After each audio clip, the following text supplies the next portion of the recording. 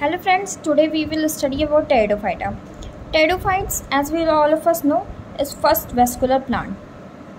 They are vascular, which means they bear xylem and phloem in their parts, body parts like root, stem, leaves.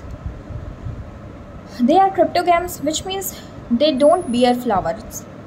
Unlike gymnosperm and angiosperm, which truly bear flowers, they are called phanerogams. But here Pteridophyte is called cryptogams because they don't bear flowers.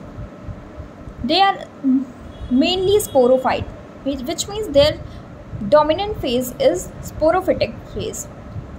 Sporophytic phase means diploid plant body is dominant in Pteridophyte.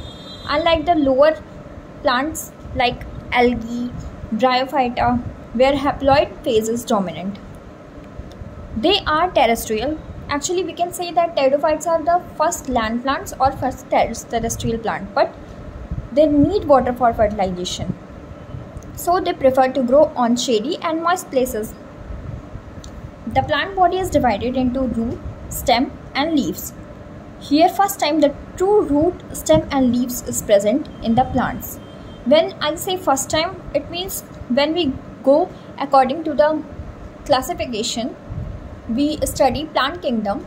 So we first study about algae, which are lower plants, and then bryophytes, which are somewhat developed than the lower ones, which they are developed from algae, and then we further move on Pteridophytes. So here first time plant body is differentiated into root, stem and leaves.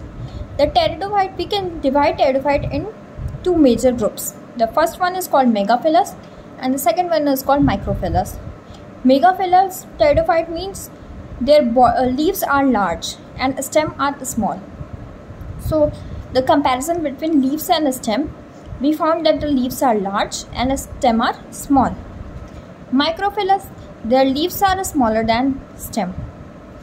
You all must have seen some plants which larger leaves like ferns, and they have very short plant body.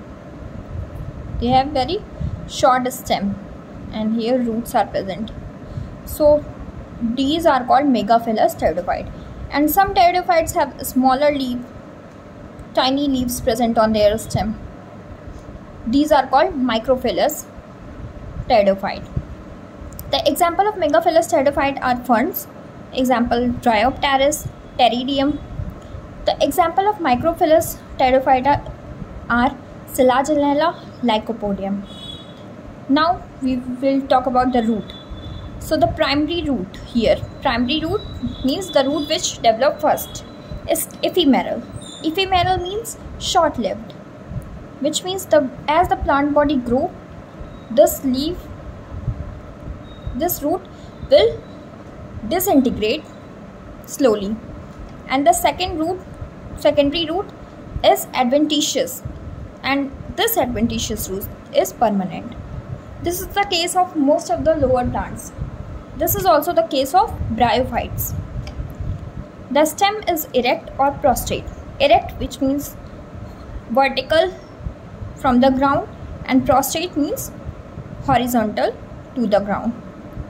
Sometimes underground, which means sometimes the stem is below the soil, and these stems are called rhizome. Now we can further divide Pteridophytes in two more groups, which is called homosporous and heterosporous. This grouping is on the basis of types of spores found in Pteridophytes.